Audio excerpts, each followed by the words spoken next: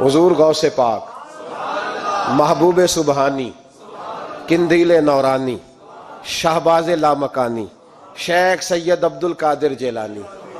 کسی نے پوچھا تھا حضور غوث اعظم سے کہ آپ کی ولایت کس طرح کی ہے، تو آپ نے اپنی ایڑی کی طرف اشارہ کر کے فرمایا جب تک میرا قدم نہ لگے اللہ کسی کو ولایت دیتا ہی نہیں۔ تو میری ولایت کی بات کرتے ہو، میں جب تک مہر نہ لگاؤں اللہ کسی کو ولی بناتا۔ شیخ سعدی بول پڑے، کہنے لگے غوث اعظم درمیان اولیاء چوں محمد درمیان انبیاء۔ حضور غوث اعظم رضی اللہ تعالیٰ عنہ کا ولیوں میں وہی مقام ہے جو نبی پاک کا نبیوں میں مقام ہے۔ امام الاولیاء، سرتاج الاولیاء حضور غوث پاک رضی اللہ تعالی عنہ۔ حضور غوث اعظم رضی اللہ تعالی عنہ فرماتے میں تقریر نہیں کرتا تھا، تعلیم مکمل کر لی بات نہیں کرتا تھا۔ میں کہتا تھا میں کیسے لوگوں کے سامنے واز کروں، کہتے ہیں مجھے خواب میں مصطفیٰ کریم کا دیدار نصیب ہوا۔ محبوب نے فرمایا عبد القادر بات کیوں نہیں کرتے؟ میں نے کہا حضور یہ عربی لوگ ہیں، فصیح و بلیغ ہیں، ہر آدمی بات سمجھتا ہے، تو میں کس طرح اتنے مجمع میں بولوں گا، بڑا مشکل کام ہے، ہر آدمی کی ذہنی سطح کے مطابق کیسے بات کروں گا؟ کہتے ہیں مصطفیٰ کریم نے فرمایا منہ تو کھولو ذرا۔ کہتے ہیں میں نے منہ کھولا تو حضور نے 7 دفعہ لعاب دہن میرے منہ میں ڈال دیا۔ فرمایا اب تو بولتے جانا اور میری برکتیں تیری مدد کرتی جائیں گی۔ آپ فرماتے ہیں اگلی شام میں سویا تو مولا علی شیر خدا بھی آ گئے، تو فرمانے لگے عبد القادر منہ کھول نا بیٹا تو میرا بھی ہے۔ کہتے ہیں میں نے منہ کھولا تو حضرت علی نے 6 دفعہ لعاب دہن ڈالا۔ تو میں نے کہا حضور آپ نے 6 دفعہ ڈالا ہے، تو خواب میں حضرت علی فرماتے ہیں، کہتے ہیں بیٹے میں نبی پاک کے برابر تو نہیں نہ ہو سکتا، میں نبی پاک کے برابر، حضور نے 7 دفعہ ڈالا ہے تو 6 دفعہ اس لیے ڈالا ہے کہ میں حضور کے برابر۔ صحابہ تو خواب میں بھی آ کے کہتے ہیں ہم نبی کے برابر نہیں، تو کیسے نبی کے برابر بن گیا؟ وہ تو خواب میں بھی آ کے کہتے ہیں کہ ہم حضور کے برابر ہیں، تو زندگی میں دعوے کرتا پھرتا ہے۔ حضور غوث اعظم فرماتے ہیں بس پھر چھوٹی سی مسجد اور اس میں نے تقریر شروع کی، میں اکیلا ہی چلا تھا جانب منزل مگر، پھر لوگ ملتے ہی گئے، پھر کارواں بنتا گیا۔ فرماتے ہیں چھوٹی سی مسجد، پھر مسجد بڑی ہوئی، پھر مجمع بڑھ گیا۔ فرماتے ہیں پھر جامع مسجد، پھر مجمع وہاں بھی کم پڑ گیا، پھر بغداد کی عیدگاہ وہ بھی بھر گئی تو صحرا میں جا کے خیمے لگ گئے۔ کہتے ہیں تقریر ہوتی تو ہزاروں کا مجمع، ہزاروں کا۔ ملا علی قاری کہتے ہیں غوث اعظم کے اجتماع میں 70 ہزار لوگ شریک ہوتے تھے، ہزاروں علماء کاغذ قلم لے کے بیٹھے ہوتے تھے کہ غوث پاک جو باتیں بیان کریں گے تفسیری نقطے ہم نے نوٹ کرنے۔ اور حضور غوث اعظم کو اللہ نے یہ کمال دیا تھا، کمال، یہ آپ کی کرامت تھی کہ بغیر سپیکر کے بولتے تھے، جیسی سمجھ پہلے والے کو آتی تھی ویسی آخری والے کو آیا کرتی تھی۔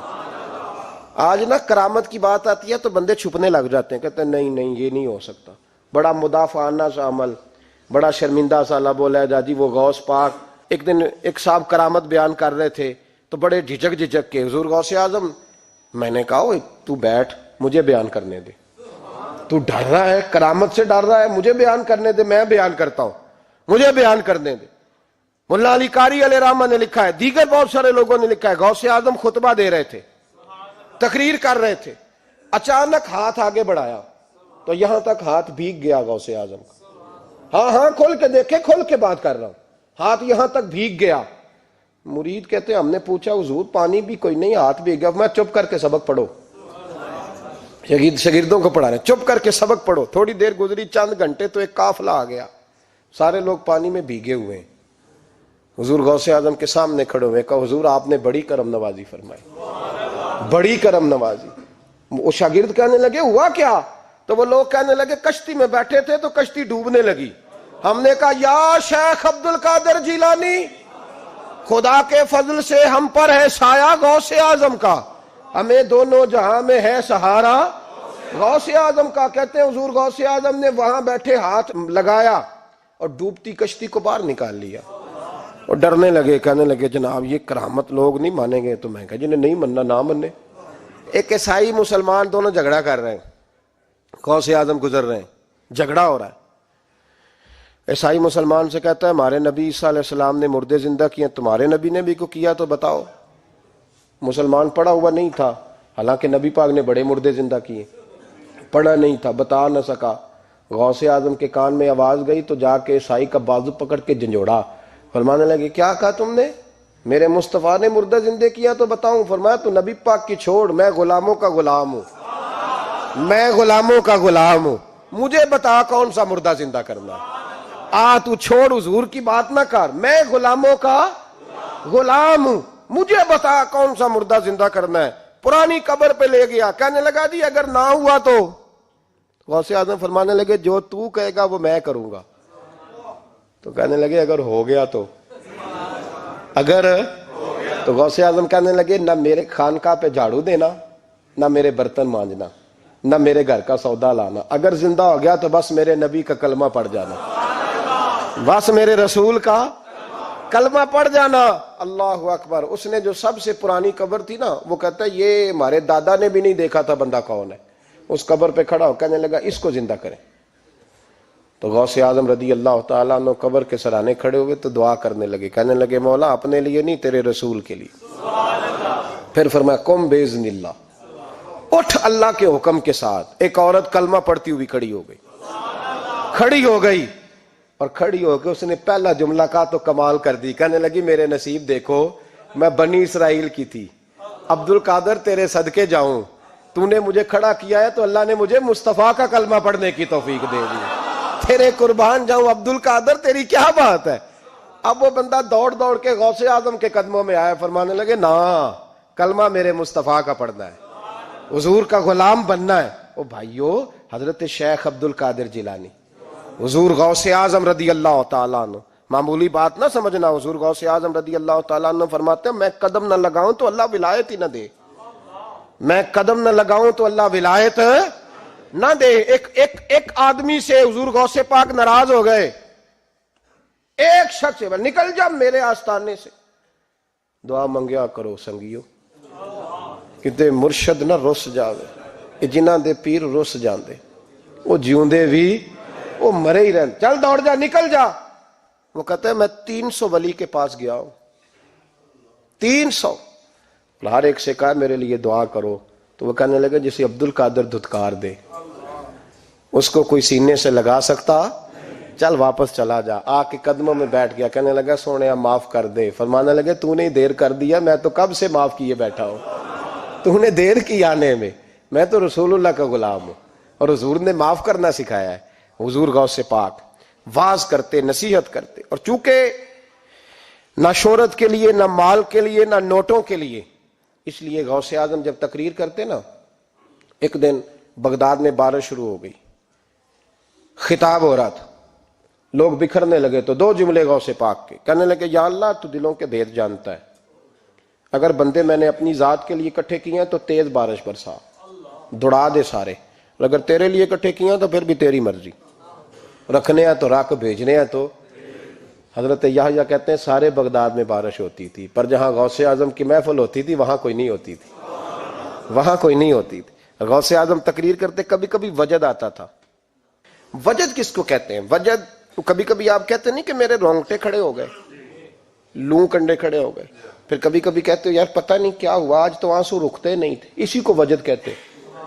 اسی کو، یہ ایک کیف ہے، ایک مستی ہے جو چڑھ جاتی ہے، ہر جگہ چڑھتی، کہیں کہیں چڑھ جاتی ہے، اور کمال ہو جاتا ہے جب چڑھ جائے، پھر مزہ آ جاتا ہے۔ نہ انکار کریں اج میراں، اج موسم بڑا سہانا، مستی دا اج می برسا دے، نہیں پیاس دا کوئی ٹھکانا، تیرے کول اتر پرانا تے ساڈا درد بھی بڑا پرانا، تے میرا ہس ہس ٹال نہ سانو، اسی پیتےوں باج نہیں جانا۔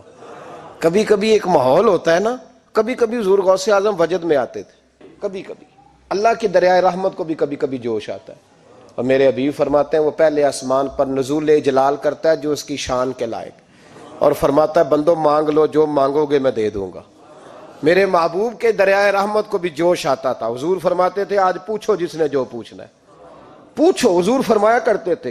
ایک دن حضرت ربیہ بن کعب سامنے کھڑے ہیں تو میں سال یا ربیہ جو دل کرتا ہے مانگ لے، تیرا نبی تجھے دے دے گا۔ کبھی کبھی دریائے کرم جوش میں، تو غوث اعظم کو کبھی کبھی جوش آتا تھا، ایک دن تقریر کرتے کرتے کرتے کرتے جذبات میں آ گئے، جوش میں، یوں نظر اٹھائی تو حضرت خضر گزر رہے تھے اوپر سے، اور جوش جذبات میں فرمانے لگے، او بنی اسرائیل کے ولی ذرا نیچے تو اتر، ذرا محمد عربی کے غلام کی بھی چند باتیں سن کے جا، تجھے سناؤں رسول اللہ کے غلام کس طرح کے ہوتے ہیں۔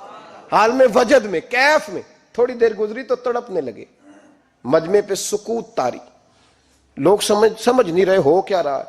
ایک آپ کے خلیفہ تھے حضرت علی بن ہیتی، وہ دیوار کے ساتھ ٹیک لگا کے سو رہے تھے، سارا مجمع دم بخود ہے، یہ کیا ہونے لگا؟ غوث پاک اٹھے، تقریر وہیں رہ گئی، علی بن ہیتی کے پاس جا کے یوں ہاتھ باندھ کے کھڑے ہو گئے اور دیر تک نبی پاک پہ درود پڑھتے رہے۔ ان کی آنکھ کھلی تو وہ بھی روئے، غوث اعظم بھی روئے، دعا ہو گئی، جلسہ ختم۔ غوث پاک سے تو پوچھنے کی طاقت ہی نہیں تھی نا کسی کی، ان سے کون پوچھے؟ لوگ حضرت علی کے پاس، حضرت علی بن ہیتی رحمت اللہ علیہ، حضور یہ کیا ہوا؟ ہمیں سمجھ نہیں آئی۔ آپ فرمانے لگے، تمہیں کیا بتاؤں، تم کسی معمولی پیر کے ماننے والے نہیں ہو، میں آج غوث اعظم کی محفل میں بیٹھے بیٹھے ہی مدینے پہنچ گیا ہوں اور مجھے رسول اللہ کے جلوے نظر آنے لگے ہیں، پر میرے شیخ کا کمال دیکھو، جو میں خواب میں دیکھ رہا تھا عبد القادر ظاہری آنکھوں سے نظر فرما رہے ہیں، ظاہری آنکھوں سے، عالم وجد میں، کیف میں، سرور میں۔ اور جب غوث اعظم تقریر کرتے تھے نا تو 50 آدمی اس کونے سے کھڑے ہوتے تھے، کہتے تھے حضور ساری زندگی گناہ کیے ہیں، اب توبہ کرتے ہیں، اب دوبارہ گناہ نہیں کریں گے۔ اس کونے سے 15 کھڑے ہوتے تھے، حضور ڈاکے ڈالے ہیں ساری عمر، اب توبہ، آپ کی بات نے دل بدل دیا ہے، اللہ نے توفیق ہدایت دے دی۔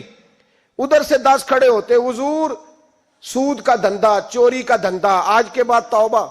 ایک بزرگ تھے حضرت یحییٰ بن نجا ان کا نام تھا، وہ کہتے ہیں میں نے سوچا روز بندے توبہ کرتے ہیں، آج میں گنوں نہ کہ ایک محفل میں کتنے کرتے ہیں، آج گنوں نہ۔ اب تو کاؤنٹنگ کے مختلف ذرائع ہیں نا، کیلکولیٹر ہے، باقی چیزیں، اس زمانے میں یہاں گٹھلیاں ہوتی تھی کھجور کی، بندے کوئی چیز گننی ہوتی تو گٹھلی ڈالتے، یا لوگ دھاگا لے جاتے تھے، ہر دھاگے پہ گرا لگاتے تھے، ایک گرا دوسری گرا، وہ کہتے ہیں میں نے نا اپنے پلو کے چادر کے نیچے دھاگا چھپا لیا، ایک بندہ توبہ کرنے اٹھا تو ایک گرا ڈال دی، دوسرا اٹھا تو دوسری گرا ڈال دی، تیسرا اٹھا تو تیسری، کہتے ہیں اچانک بندے زیادہ ہو گئے، اب میری سپیڈ ہی بڑی کم تھی، میں کوشش بڑی کرتا پر بندے زیادہ، کہتے ہیں بڑی کوشش کی پر میں پورا ہی نہ ہوں، کہتے ہیں جب میں تھک گیا نا اور تھوڑا سا میرا سانس بھی پھولنے لگا، پریشان بھی ہوا، تو غوث پاک نے میری طرف دیکھا اور دیکھ کے مسکرائے اور مسکرا کے فرمانے لگے، یحییٰ میں دلوں کی گرے کھولتا جا رہا ہوں، تو بند کرتا جا رہا ہے، میں گرا کھول رہا ہوں، تو گرے لگا رہا ہے، اور چھوڑ دے یار، تجھ سے نہیں گنا جائے گا۔ یہ عبد القادر کی وجہ سے توبہ نہیں کر رہے، خدا کے فضل کی وجہ سے کر رہے، اور اللہ کا فضل گنا جا سکتا نہیں، شمار کیا جا سکتا۔ فرمایا نہ کر۔ آپ نے 40 سال لوگوں کو تبلیغ فرمائی، ہزاروں یہودیوں نے کلمہ پڑھا، لاکھوں نے، عیسائیوں کا بڑا عالم تھا، وہ کہتا ہے میں پوری انجیل پڑھتا تھا، جتنے نسخے تھے سب مجھے یاد تھے، لیکن میں متاثر ہو گیا اسلام سے، یمن کا رہنے والا تھا، میں نے ایک ٹھان لی اس کے ہاتھ پہ کلمہ پڑھنا ہے جو اس وقت نبی پاک کی امت میں سب سے زیادہ شان والا ہو۔ کہتے ہیں میں سویا تو خواب میں جناب عیسیٰ کا دیدار ہوا، اور مجھے کہنے لگے تلاش کرنے کی ضرورت ہی کوئی نہیں، بغداد چلا جا، بغداد حضور غوث پاک کی بارگاہ میں، فرمانے لگے اس وقت نبی پاک کی امت میں سب سے زیادہ شان اللہ نے حضور غوث اعظم کو عطا فرمائی، شیخ عبد القادر جیلانی رضی اللہ تعالیٰ، غوث پاک۔ ہم کوئی دیوانے لوگ نہیں، یا ہمیں شعور نہیں، یا ہمیں عقل نہیں، ساری زندگی کھل کے جس چیز کا زیادہ تعارف کرایا وہ غوث اعظم کی نسبت ہے۔ اب تو ہمارے ہاں پیری مریدی کا رواج ہی نہیں نا، حضرت باعزید بستامی فرماتے تھے میں اس مولوی کے پیچھے نماز نہیں پڑھتا جو کسی کا مرید نہ ہو، جس کا اپنا پیشوا کوئی نہیں وہ میری پیشوائی کیسے کرے گا۔ حضرت مخدوم اشرف جہانگیر سمنانی فرمایا کرتے تھے میں تو اس دکاندار سے سودا نہیں لیتا جو کسی کا مرید نہ ہو، اس لیے کہ جس نے تربیت ہی نہیں لی، جس کے اندر درد ہی نہیں، روحانیت ہی نہیں، اس کا پیشوا ہی کوئی نہیں، کس طرح اب تو ماحول نہیں نہ رہا۔ لیکن یاد رکھو یہ نسبت اتنی تگڑی ہے، اتنی تگڑی کہ ہمارے صوفیاء نے ساری زندگی غوث اعظم کا غلام کہلانے میں فخر محسوس کیا ہے۔ کیا رشتہ داری تھی اعلیٰ حضرت بریلوی کی ان سے، کیا تعلق تھا پیر میر علی شاہ صاحب کا ان کے، کیا ان کا، لیکن ان لوگوں نے ساری زندگی کھل کے غوث اعظم کے تذکرے کیے۔ کیوں؟ غوث اعظم نے 40 سال عشاء میں وضو کیا اور فجر تک اللہ کی عبادت کی۔ فرماتے ہیں میرے مالک نے کہا عبد القادر کچھ مانگ لے، نہ اپنے لیے مانگا نہ اولاد کے لیے۔ کہنے لگے مولا قیامت تک جو میرا نام لے نا اسے بغیر توبہ کے مرنے نہ دینا، مرنے لگے تو توبہ کی توفیق دے دینا۔ فرماتے ہیں میرے مالک نے وعدہ کیا ہے جو میرا ماننے والا ہوگا بغیر توبہ کے نہیں مرے گا۔ اور حضور غوث پاک رضی اللہ تعالیٰ عنہ فرماتے میں تو قیامت میں بھی اتنی دیر جنت میں نہیں جاؤں گا جب تک سارے مرید نہ ساتھ چلے جائیں، میں نے جانا نہیں، کھڑا ہو جاؤں گا، عرض کروں گا مولا بھیج۔ میں نے کہا یہاں بھی لوگ ڈر جاتے ہیں، یہ کیسے ہو سکتا ہے؟ اور بھائی پڑھو نا مشکاہ شریف، میرے نبی پاک علیہ السلام نے فرمایا ایک بندے نے ایک اللہ کے بندے کو پانی پلایا تھا، قیامت کے دن اللہ اس کی برکت سے اس گناہگار کو جنت عطا کر دے گا۔ اور حضور نے فرمایا بخاری میں المرء مع من احبا، جو جس سے محبت کرے گا قیامت میں اسی کے ساتھ اٹھایا جائے گا۔ تو ساری زندگی قادری کہلائے، ساری زندگی غوث اعظم کا غلام کہلائے، ساری زندگی خواجہ اجمیر کا نوکر کہلائے، ساری زندگی شاہ نقش بند کا غلام کہلائے، ساری زندگی شیخ شہاب الدین سہروردی کا اپنے آپ کو منسوب کرے اور دنیا سے جائے تو ایسے ہی چلا جائے؟ میرے نبی نے نص بیان کر دیا جو جس سے پیار کرے گا اسی کے ساتھ جائے گا، اسی کے۔ خدا کے فضل سے ہم پر ہے سایہ غوث اعظم کا، ہمیں دونوں جہاں میں ہے سہارا غوث اعظم۔